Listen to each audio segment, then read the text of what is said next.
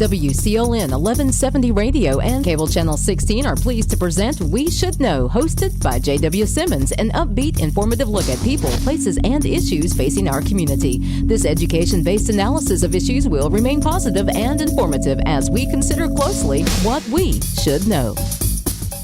Ladies and gentlemen, welcome back. We Should Know is on there. I want to thank you for being with us today. Our guest today is Nick Petro, who is the National Weather Service warning meteorologist. Now, Nick, I think I got that right, the warning meteorologist, and you work out of the Raleigh office. You're a frequent visitor here, so folks are used to seeing you, and they probably also notice that they see you a lot with the governor and a lot of state representatives if there's something going on with the weather. You're on not only network TVs, but a number of programs in this area doing announcements. I want to kind of open today's conversation, and we're going to get into the weather. But I found it interesting to me, and I was hoping we could touch on this, is looking at how you got into this. And one article I read talked about that your father had a weather radio. Right. And that fascination struck you, and you felt like maybe that puts you where you are today. Absolutely. And thank you so much for having me on again. It's a great pleasure to be here. Weather's always been a passion. And you know, it started when I was probably, 8 or 9 years old. And my father had a NOAA weather radio receiver. And, the ones that sound the alarm when the National Weather Service issues the warning. Well, back when I was 8 or 9 years old, I didn't really know there was such a thing as a National Weather Service. All I knew was that before bad weather would strike, this radio would sound an alarm. And that was so fascinating to me. It was this radio would sound an alarm, and then 10 minutes later, a bad thunderstorm would hit. The lights would go out. Or this radio would sound an alarm, and 12 hours later, we had several inches of snow on the ground. And it seemed to me almost a bit of magic. I was like, well, wait a minute. How does this radio know that some bad weather's coming? And then I would be, just really excited about the subsequent bad weather. And then so when I was that age, I was like, I want to be the one who makes that radio, that magical radio alarm before the bad weather comes. And so as years went on and I got, a little bit older into middle school and that age, I had the opportunity to visit. I grew up in the Pittsburgh area, so I had the opportunity to visit the Pittsburgh National Weather Service office. And I was so excited when I saw the machine that creates that alarm go off. And right then and there, I knew I wanted to work for the National Weather Service.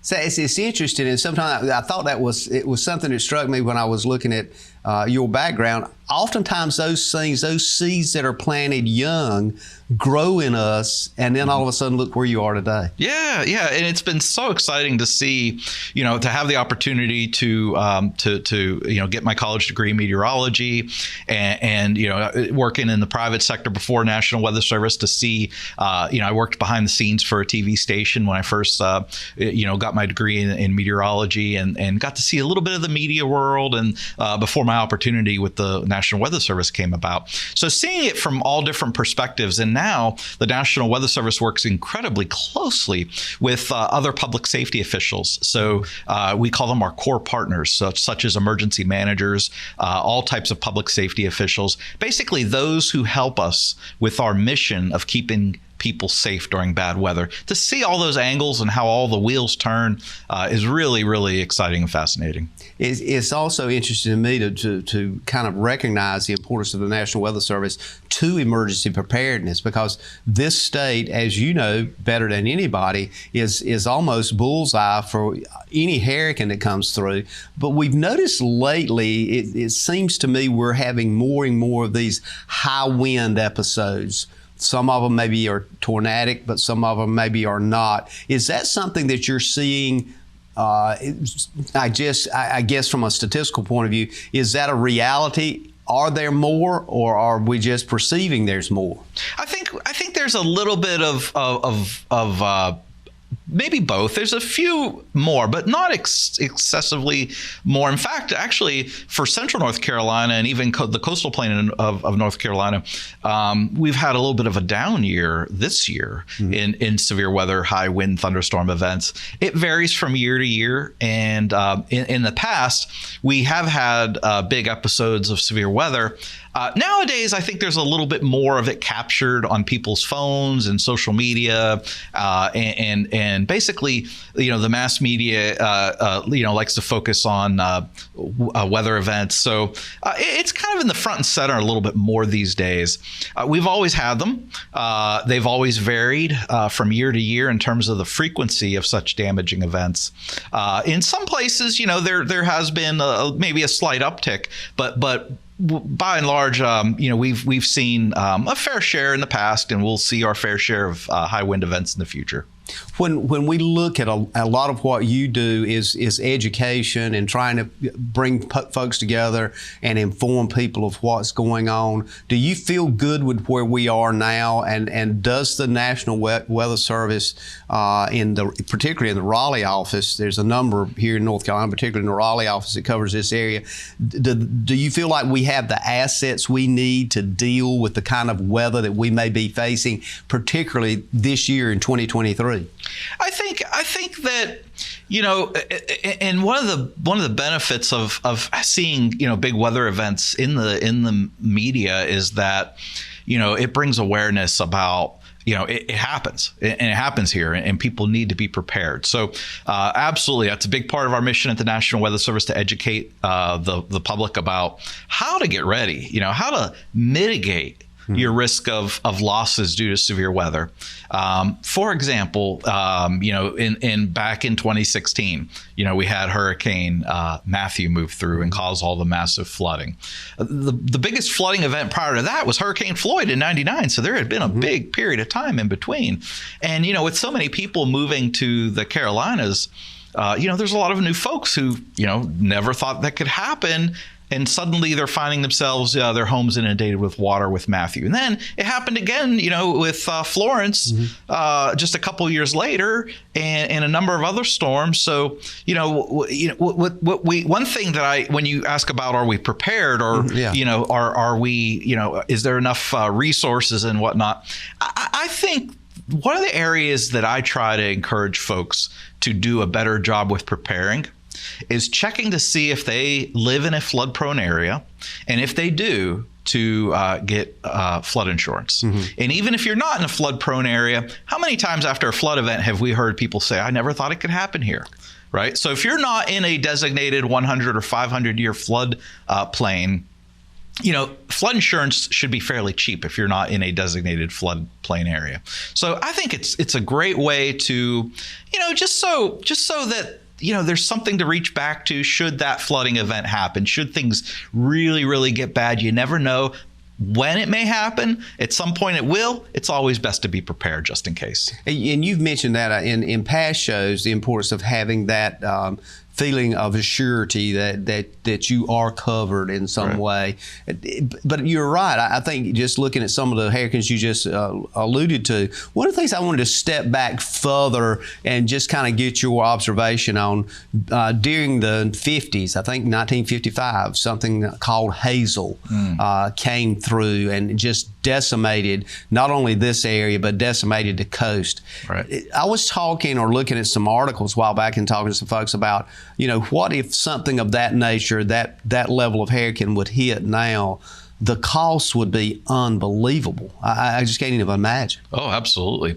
And, one thing that we have to keep in mind, the last really massive wind event, obviously after Hazel, but the last one that affected this area was Fran back in '96. Can you believe it's been that long? What, 27, if I do my math right, 27 years ago? I mean, we are way overdue for a Fran-like wind event hurricane, right? Now, again, I want people to think, when they think tropical storm and hurricane, I want people to think water, because that's the biggest hazard these days with tropical cyclones affecting the Carolinas is water. But we haven't had a huge Fran-like wind event in a long time. So we're way overdue.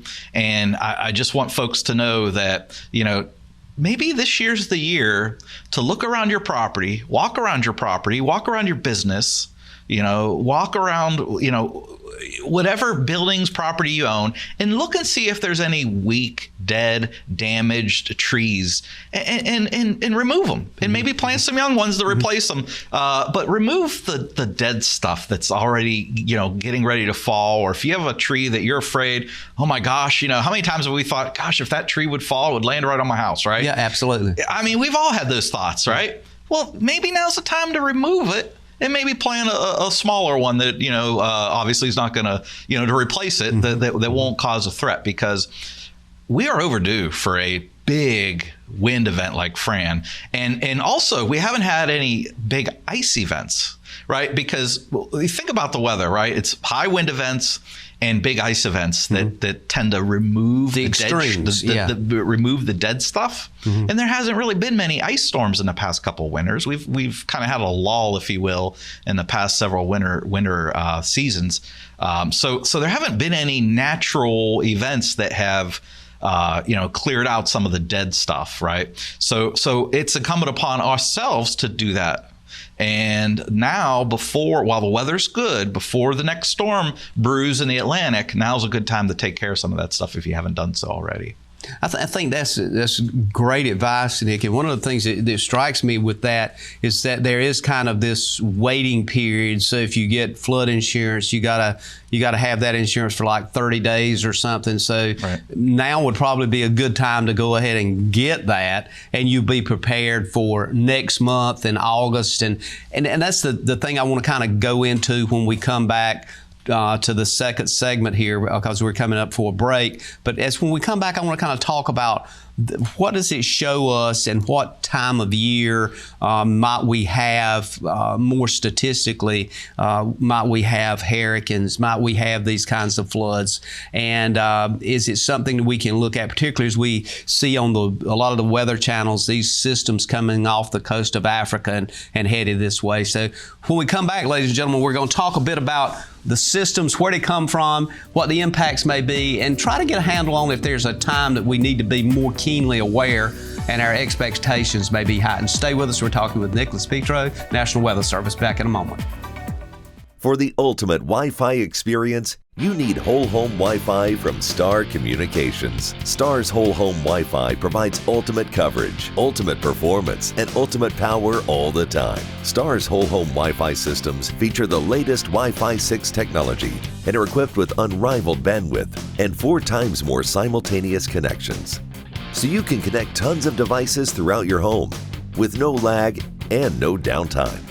Plus, with 24/7 support and remote troubleshooting, you can rest assured that Star is always there to help you should any issues arise. Star's Whole Home Wi-Fi also comes with the Command IQ mobile app, putting you in control of your home network and making it easy to set up and connect devices, run network speed tests, pause Wi-Fi, and set parental controls all from the palm of your hand. It's the ultimate Wi-Fi experience. Contact Star today to get started. Just because something may work doesn't mean it's right for your business. Let Star Communications' knowledgeable consultants help you customize a hosted voice system that's right for you. Our dedicated experts work with you to understand your business needs and guide you at every step, from choosing and installing services to ongoing maintenance and support. Contact Star today.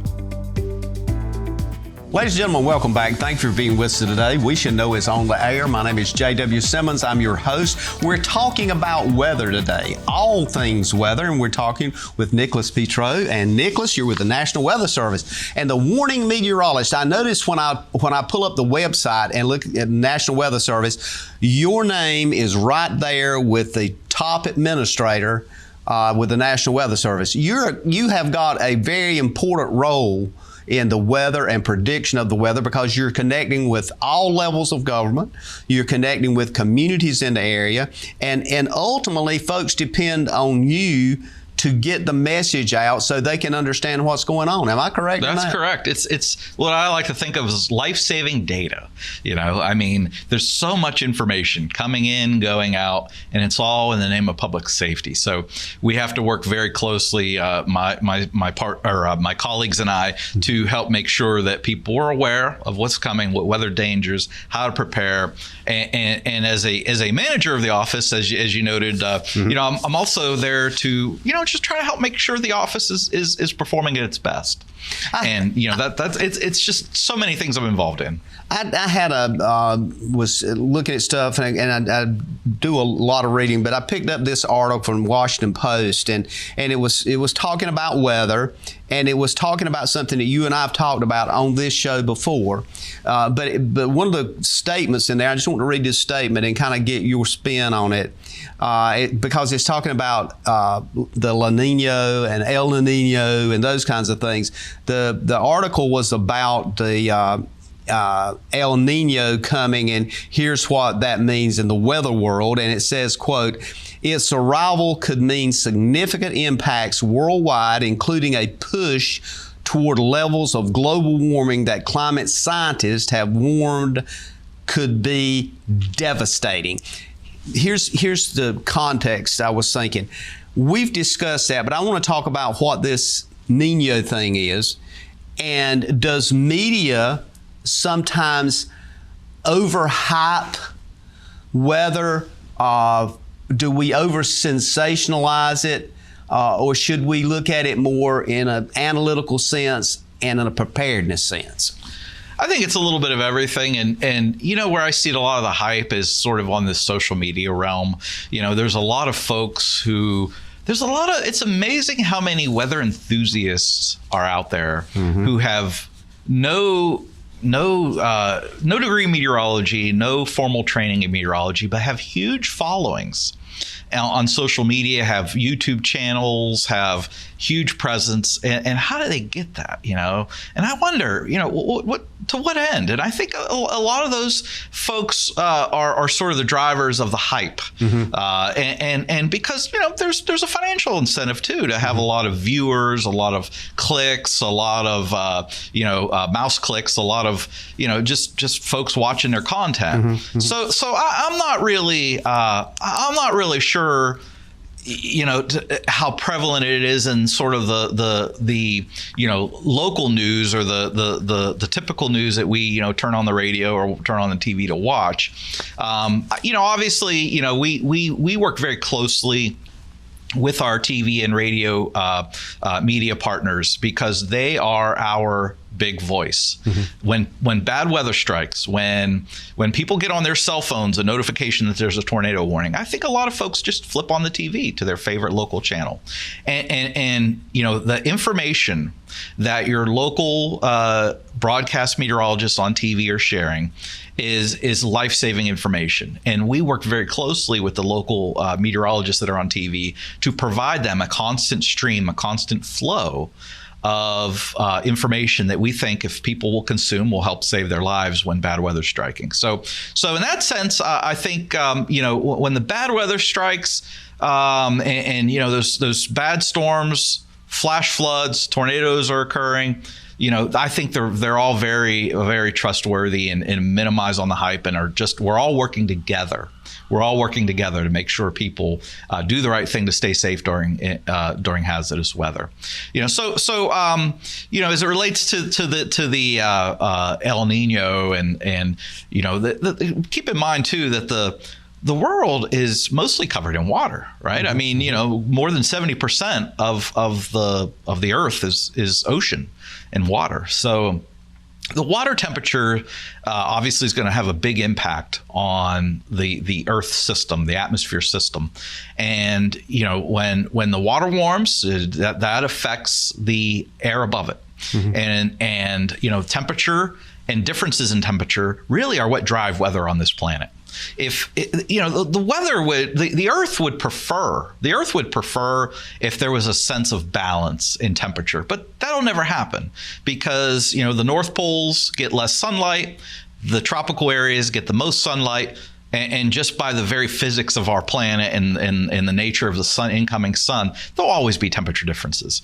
And that's really, at its very basic core, that's what drives weather, is temperature differences. So when the oceans are warmer than normal, or colder than normal, whatever the case may be, then certainly that's going to have impacts, sort of downstream impacts, if you will, on the air above it and the weather, the weather circulation, the air circulation, and the weather patterns. So this El Nino thing means that the water is warmer than usual.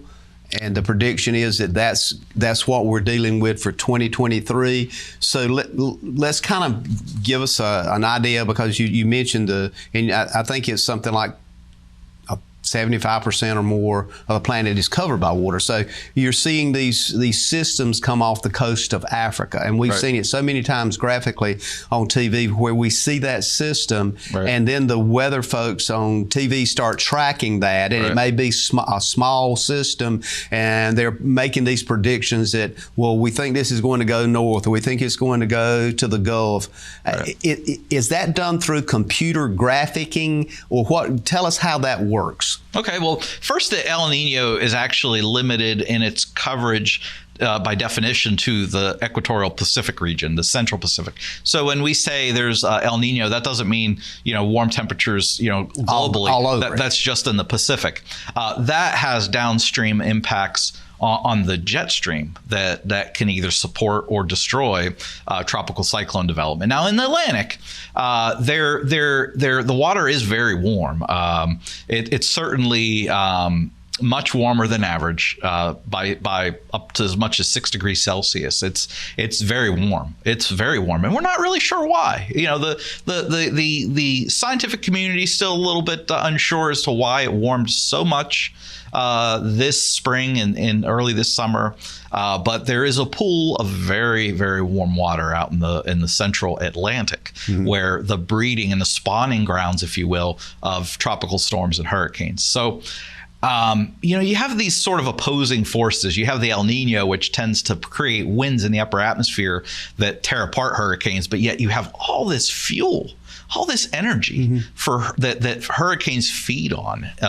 So now, in terms of the modeling, and as you asked about, how is it that we know, where these storms are going to go? It's literally a matter of simulating them, and simulations of these storms are done by literally solving mathematical equations, very complex equations, thousands of equations for literally spots all over the Earth. And it's very complex. It's so complex that it's something we could never do by hand. It has to be run on supercomputers.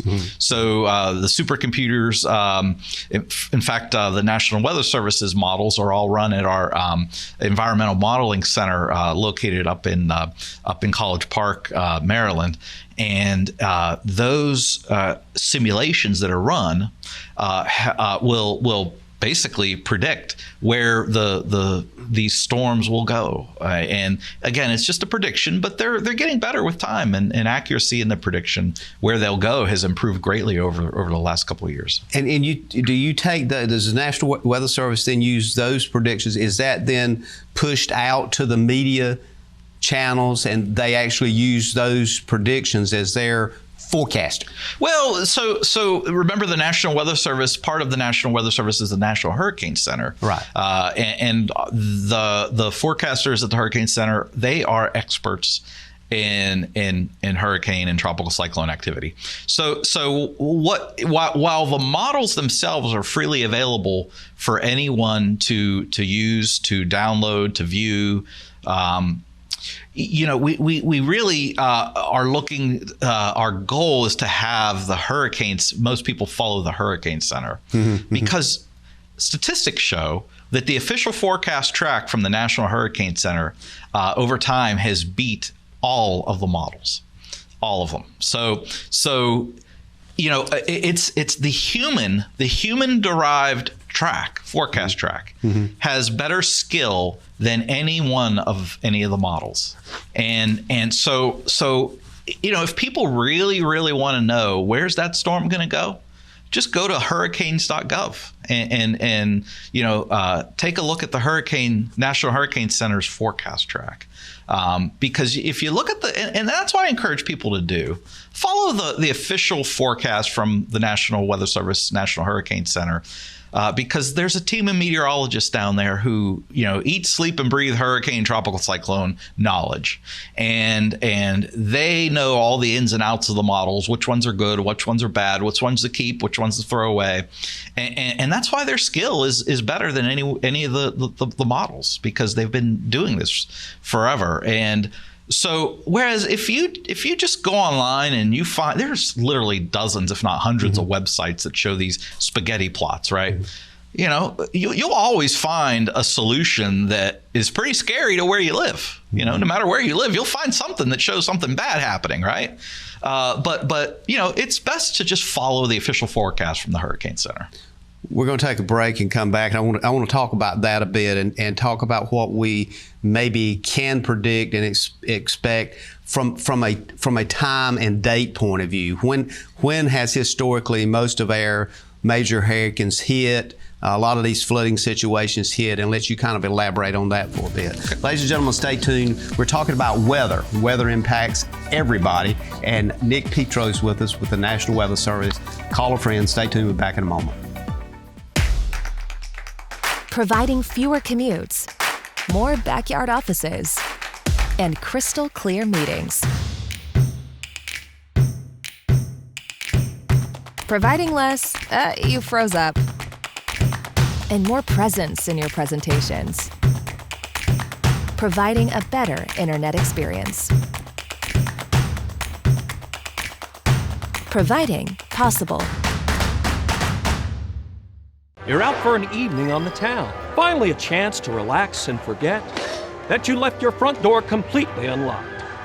Fortunately, you just installed a security system from Star Communications. With just your cell phone, you can check on your house, lock it down, light it up, and get back to relaxing.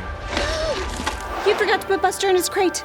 Unfortunately, we can't help with that. Security and automation from Star Communications. Call today to find out more. Most aging adults want to stay in their homes as long as possible. And as your loved ones get older, you want to support them, even when you can't be there.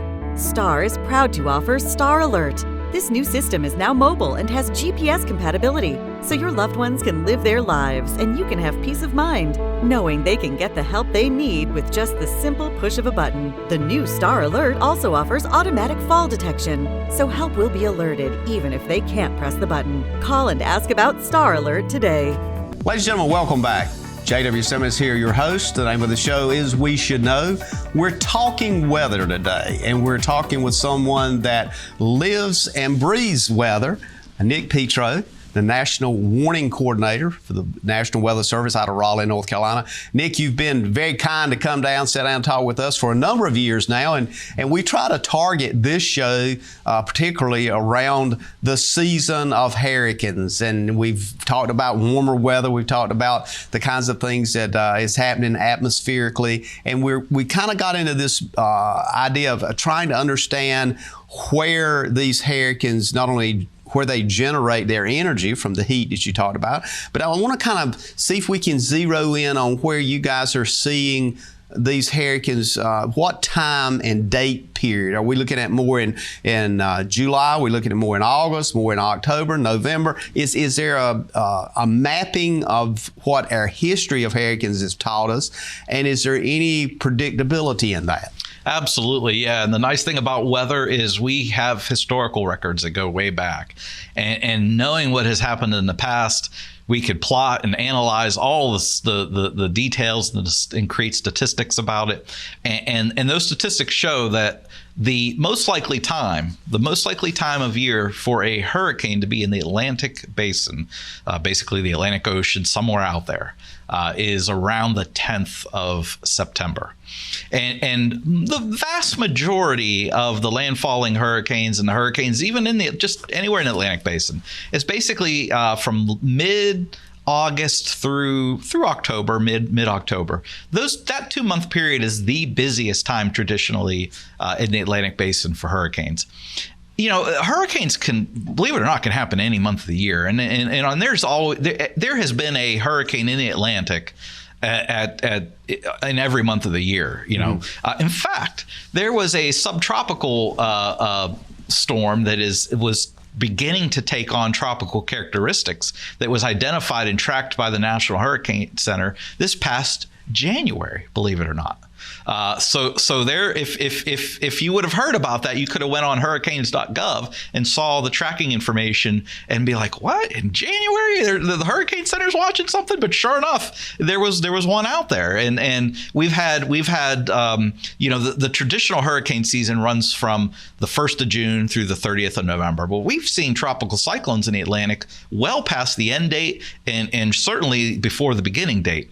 In fact, in the last couple of years, 5 years or so, there have been quite a few May season storms, early season storms.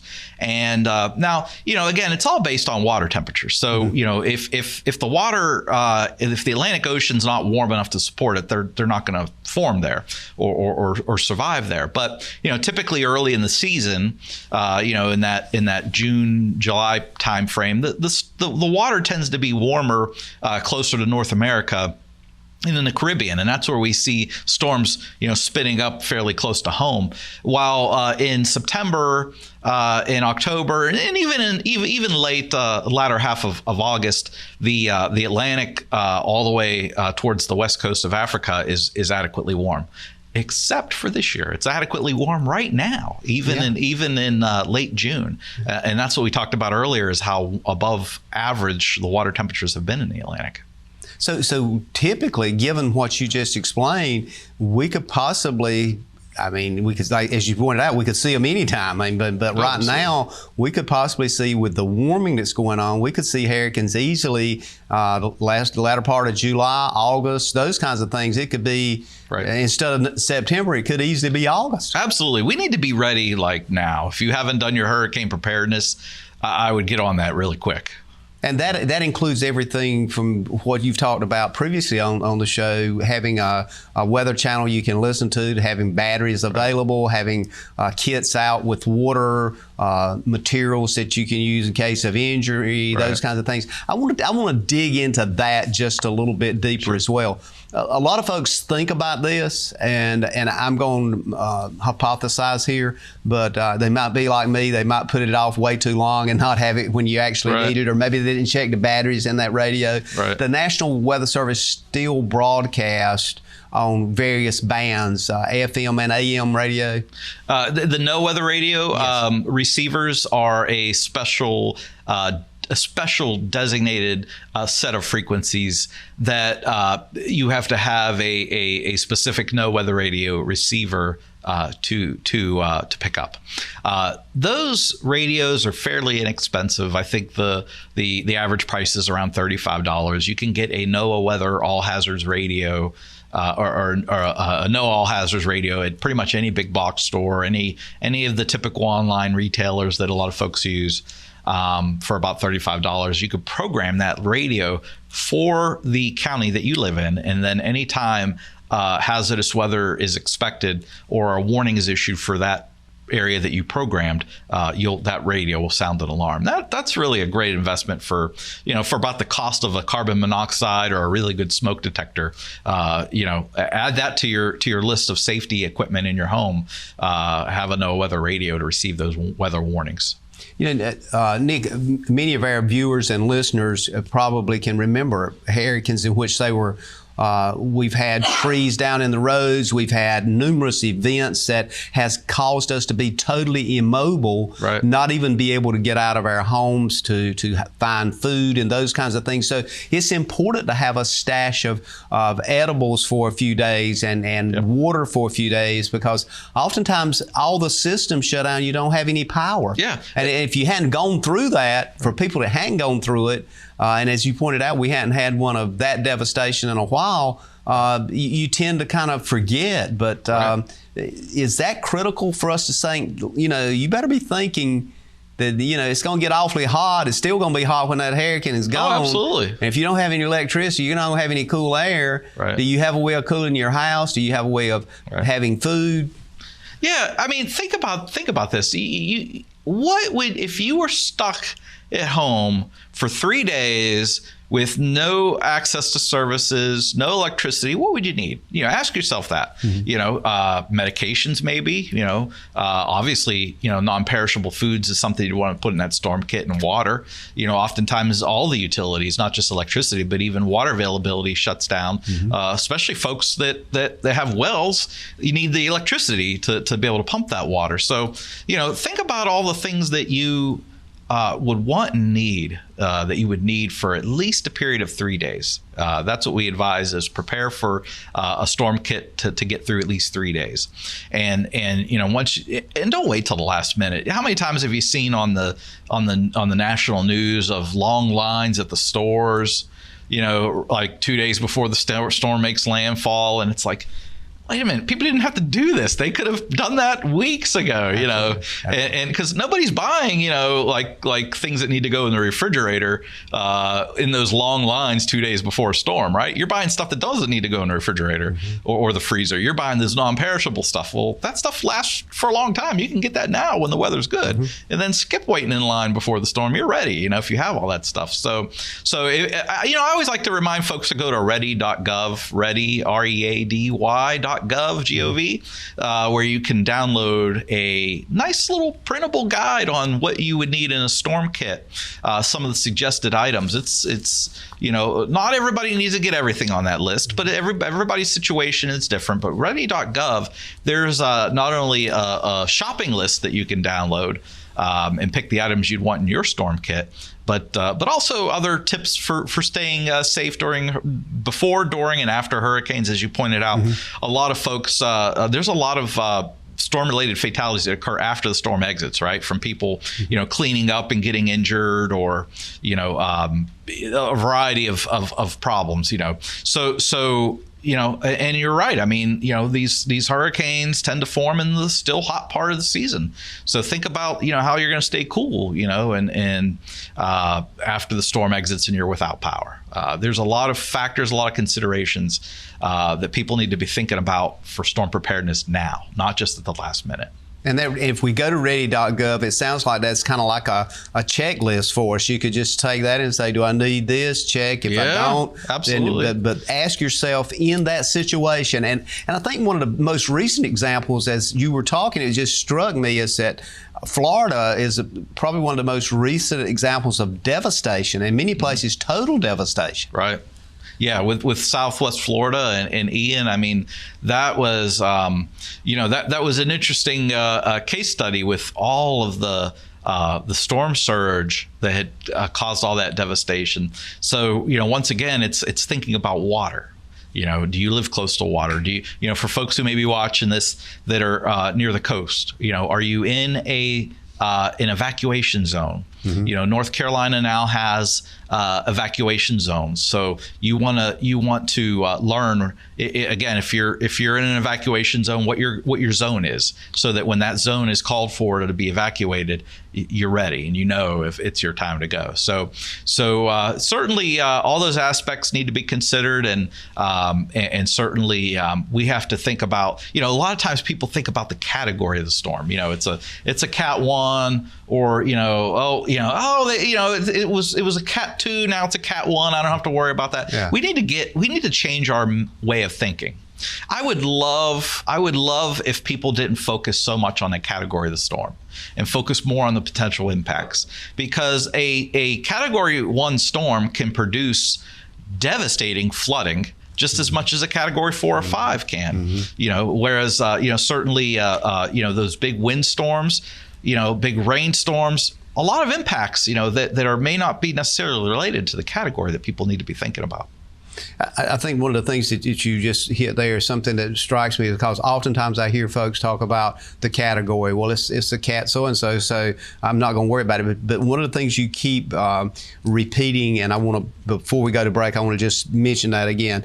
Think about water. Water is going to be probably one of the biggest devastation issues. And for this area of the state, we certainly have seen that more with agriculture and those kinds of things. So when we come back for the next, take this break and come back, I want to touch on a couple of things. I want to touch on AI, alternative intelligence a bit, and talk about that impact for the Weather Service. Ladies and gentlemen, we'll be back in a moment. We're talking with Nick Petro, and Nick is telling us some information that's critical for you, may save your life and may keep you healthy and safe. Be back in a moment. Eastern North Carolina is a beautiful place where we gladly choose to call home, and we strive to provide the best communications services. STAR is committed to improving communications to all our service areas because we want to improve the communities where we not only work, but also live. STAR Communications. We are neighbors serving neighbors. If you run a business, you need sales. To get sales, you need customers. To get customers, you need exposure. Let our team of experts craft and produce the perfect video ad to reach your intended audience while making the most of your advertising dollars. Call 1-800-706-6538 or visit starcom.net to contact our Star Communications production team and get your business moving to the next level. Ladies and gentlemen, welcome back. Thanks for being with us today. My name is JW Simmons. The name of the show is We Should Know. We come to you each and every week on Tuesdays, 2:30. It's aired on Star Communications TV Channel 16, WCLN Radio. There's also a replay on Star Communications TV Channel 16 at 7 p.m. Tuesday and Thursday. You can hear the show again. Each and every week, we try to bring you information and education that is not only current and applicable to you, that oftentimes helps you in your life, helps you better understand, and in many cases, save your life. And today is one of those days about saving your life and helping you all in one thing, and it's about the weather. And Nicholas Petro is with us with the National Weather Service. Nicholas, you're the warning, and I keep saying it's the warning coordinator for the National Weather Service here. And I think that's so important because what we're doing with this show today is warning people. Right. And we've talked about so many things. I want to kind of circle back on a couple, and I want to try to get into some of this computer technology stuff and how it's impacting Weather Service. But one of the things we mentioned on break that is an important issue, and everybody can see this in their mind, is that typically we see those spaghetti lines coming off of Africa or somewhere in the South Atlantic, and they're graphing it on the screen for us on TV, and they show a cone of possible where it could possibly hit. Right. And when you're talking about a hurricane, that's a possibility cone, and it can be confusing. Explain to us why sometimes that confusion could cause us to act too little too late. The cone, a lot of people mistake it for, I'm going to be impacted. If I'm not in a cone, it's no big deal, right? We need to get out of that mindset and really kind of just don't focus on the cone so much. Focus on what your local officials, National Weather Service, local TV media are all saying will be the impacts. The cone represents one thing, and that's basically it tries to show where the center of the storm is going to go. The cone represents nothing more than 2/3 of the possibility of where the track of the center, that little center part of it, may go. But the little center might be small, but the impacts are huge. They expand much, the impacts and the hazards, the risk for flooding, the risk for winds, the risk for storm surge, rip currents, tornadoes occur well away. and outside of that track cone. So I want to emphasize again, if you're in the cone, okay, that's one thing. Okay, we need to be really, really ramping up our preparations. But if you're outside of the cone, you still are probably going to be affected. You know, if so areas near the cone but outside of it still can be affected, and oftentimes are. So the cone only shows where the center may go. It doesn't depict all the areas that it will be impacted by wind, waves, tornadoes, and flooding. And the cone is part of a projection from the very beginning of when you guys see the development of that particular storm, right. Way before the winds get up to 50 or 60 miles an hour. Absolutely. You are looking at it, and as it moves, right. the projections are done through computer technology. Absolutely. It's picking it up from there, Nick, and talk to us a bit about what we're seeing with, often is referred to as AI, alternative intelligence, right. or this huge effort now that is being looked at, and folks have heard about it, where computers can actually outthink human beings. Right. But you've already pointed out on the show that computers not only are necessary, but they can help and are doing some outstanding job in mapping. Where are we headed with weather and alternative technology? There's a lot of excitement in the weather enterprise about the role of AI in weather prediction, and I think there is a place for it, but it wouldn't be anything particularly incredibly new, because we've been using sort of an AI-like type of approach to predicting weather, and that is through what we call model output statistics, which mm-hmm. is basically taking what our models are showing for whether it's the next day, whether it's the next hour, whether it's the next week in the future, taking what the model's predicted pattern's going to be and looking back in time and seeing what actually happened the last 10 times, the last 100 times, the last 1,000 times that pattern existed. So, we have a tremendous amount of data from past weather. We have a tremendous amount of past predictions. We have past model data.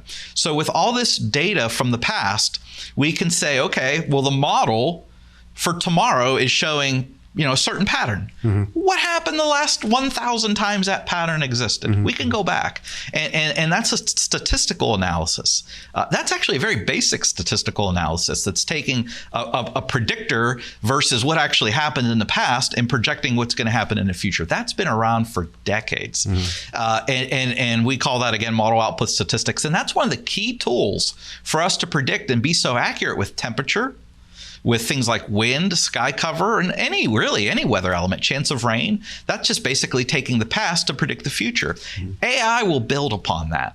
It'll basically supercharge, if you will, the past statistical analysis of past weather. And what AI's role will be, if this pattern is going to exist tomorrow, and this is what happened the last 1,000 times it's going to happen, what else can go wrong? What else can impact that pattern? That could be the role of AI, mm-hmm. perhaps, is to think sort of outside the box, if you will, and come up with alternate scenarios. And those alternate scenarios could easily be developed into models that could be used?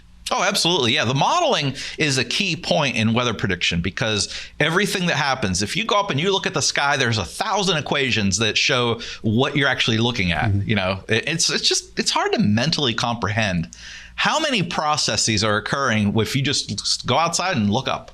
The number of processes happening is just mind-boggling. And there's an equation for every mathematical equation for all those processes. And that's what the models do. They solve the equations to predict the weather in the future.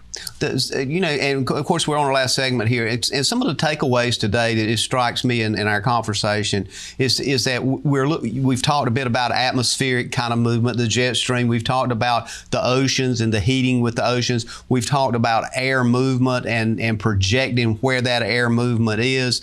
Some of the things that we've seen happening just this year that it's not necessarily new, but it's the impacts of it is new, is smoke and impact of smoke from Canada.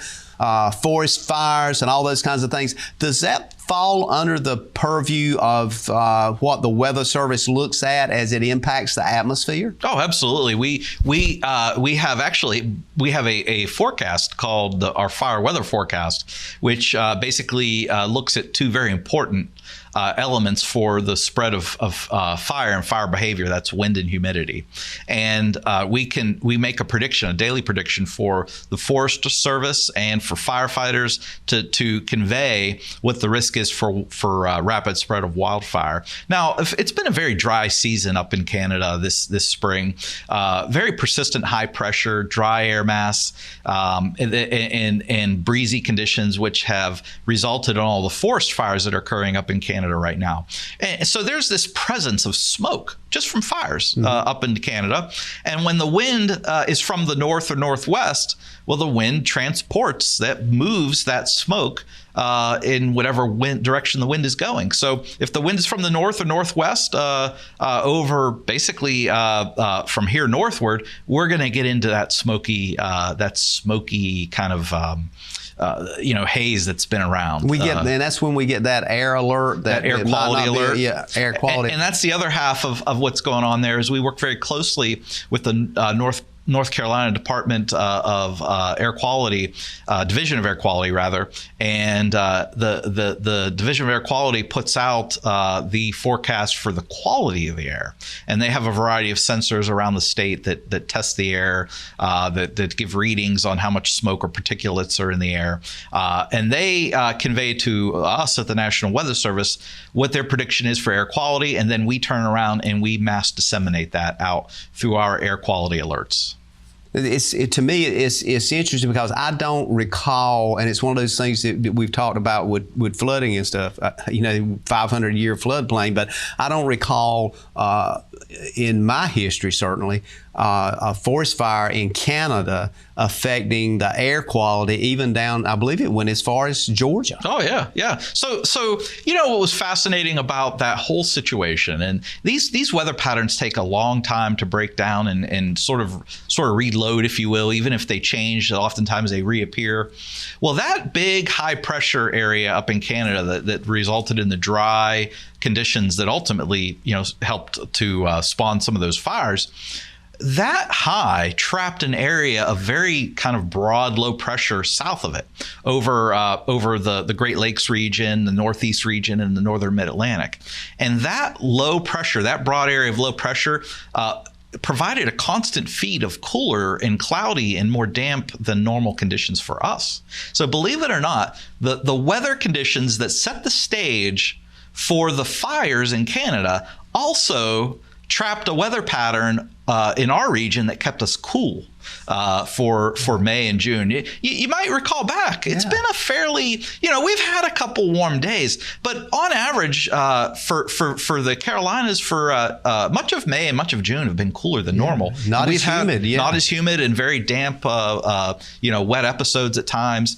And believe it or not, we could thank the big picture weather pattern, which featured high pressure trapped up in eastern half of Canada, which then kept cooler and lower pressure over locations just to our north, which kept us cool. So it's interesting how everything's tied together with the weather patterns over the earth. It's amazing what happens in one place affects what happens in another place.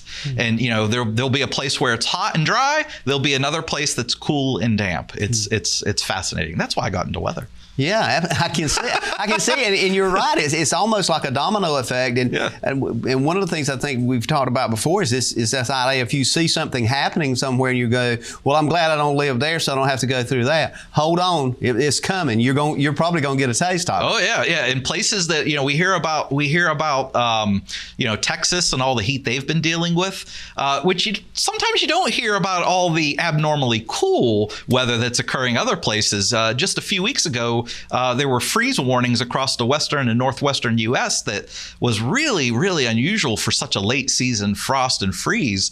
So where one place is really hot, there's another place that's probably cold. Yeah, and one of the things I often hear folks lament about it in kind of a a humorous way is if you don't like the weather in North Carolina today, hang on, 2 or 3 days and something else will come along. Absolutely. So it's the variance in the temperature and the air movement that is. Absolutely. And when those changes occur, like you said, wait a few minutes, it'll change. When those changes occur, that's when severe weather is spawned. It's the clash of the air masses, the battle between the warm and the cold that sets the stage for rounds of severe weather that we could sometimes get this season. Two things I want to remind folks is hurricanes.gov and ready.gov is 2 websites that's critical. We're coming up on a few seconds here closing. Nick, I want to kind of just open it up. Anything that we've missed that you want to push out there now, stage is yours. Oh, absolutely. So, again, the one thing I always remind folks to always be careful about is lightning. This is we're Lightning Awareness Week. Lightning Safety Awareness Week is upon us, and this is a nationwide outreach campaign to remind folks that there's no place outside that's safe when you hear thunder or see lightning.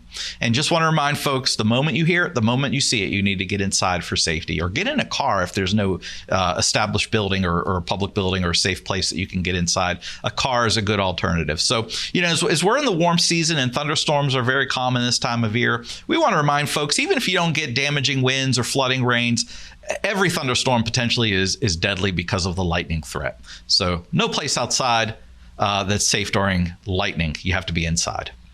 And with that, it's just interesting, I think, to say and remind folks, it's not just hurricanes, straight line winds, thunderstorms, lightning.